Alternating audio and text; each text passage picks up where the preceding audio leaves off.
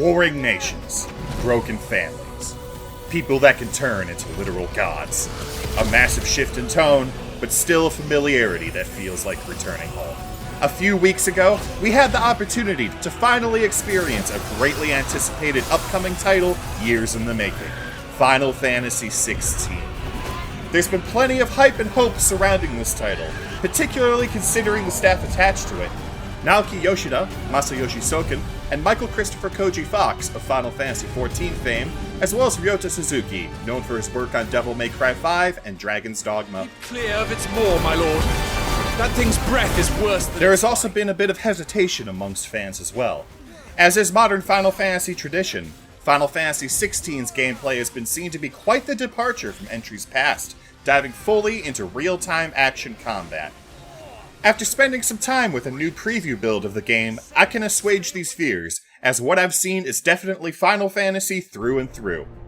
As has been shown so far, Final Fantasy XVI marks a return to the franchise's medieval fantasy roots, though this time around it's playing around the dark fantasy subgenre, with many others at the event remarking on similarities to Game of Thrones throughout the playthrough. The session kicked off right from the beginning of the game, and I immediately found myself in the shoes of main protagonist Clive. In a simple navigation tutorial, I guide Clive amongst the outskirts of a battlefield, one in which the much advertised icons are threatening to make an appearance. We almost immediately hear Soken's musical touch for remixing leitmotifs, as we're treated to a war march version of the Final Fantasy main theme. Well, if you're not cut out to be a shield, there's always work for you in the stables. Following this introduction, a transition to Clive's childhood. It's here that the game gives us our first combat tutorial, as well as begins the work of building its cast of characters. Go on, you're sure to hit him eventually. Don't give up now!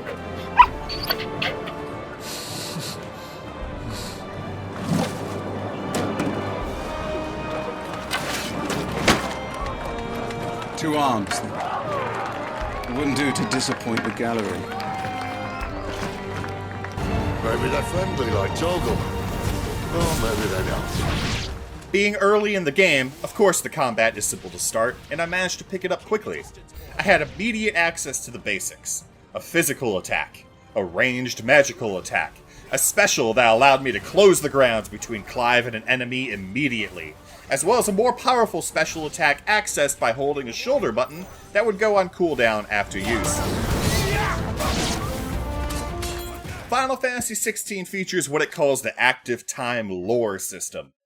At any time in the game, even during cutscenes, the player can hold a button down to access further info on anything relevant to the story at that particular moment.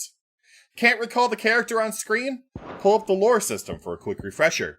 Did the dialogue contain some jargon you're not quite clear on yet? Hit up that lore system for a reminder on the definition. After one more set-piece fight, which I have to start being even more vague from here on out, the game begins to open up. I was introduced to my first town area and, after some story beats, set free to explore.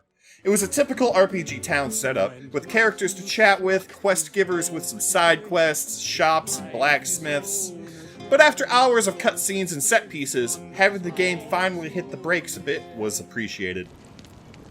Thank you. Thank me? Thank your dog.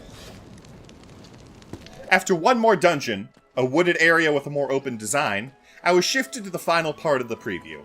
Unlike the first two, which were made up of the first 3 to 4 hours of the game, this segment took place much further in. While the first parts focused on the introductory experience, here it was all about the gameplay.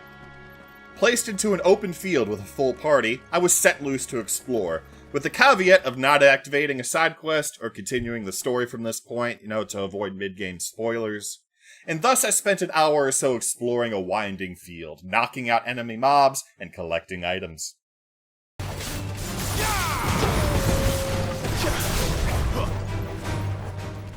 I was able to experience a more fleshed out version of the combat system here. Up until now, all I had access to was Clive's aforementioned loadout and 2 special attacks, one of which I unlocked partway into the preview. Here, I had access to 2 sets of icon powers, and entertained myself by juggling between them to create the longest combos I could. Many of the enemies in the field here felt a bit damaged, Spongy, but I was playing with a Clive that very well might have been underbuilt at that point in the demo, so I'll give things the benefit of the doubt here. Despite the massive changes in gameplay style, 16 also feels like a return to form for the series in terms of tone. I am legitimately excited to play through the full game. I can say that Clive's story and the world built thus far has immediately drawn me in. I've already experienced some legitimately surprising moments just in this preview alone, and I can't wait to see how they're built upon in the full experience.